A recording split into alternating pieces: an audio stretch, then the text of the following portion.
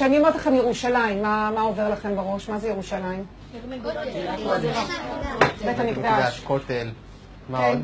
מי מאמין שבית המקדש ייבנה בשנים הקרובות? מה יש שם עכשיו על בית המקדש? אז מה יקרה מהמסגד? יישבר? אם מכן פגש בשנה האחרונה ילד ערבי? איפה פגשת ילד ערבי? ליד הכותל. דיברת איתו?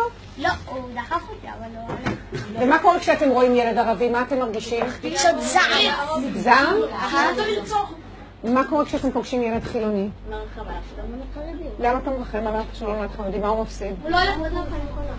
כשאתם חושבים על ירושלים בעוד 10 שנים, כולם חרדים? לא כולם ערבים, חלק חרדים. כולם יהודים, ויש גם ערבים שהם עובדים. תהיה משיח, הבנתי, כן, מה אתה אומר? שמלחמה כל הערבים ימותו, וחלק מהם יהיו עבדים. ילדים, תודה רבה. תמשיכו להצליח ולראות אתכם בישיבות.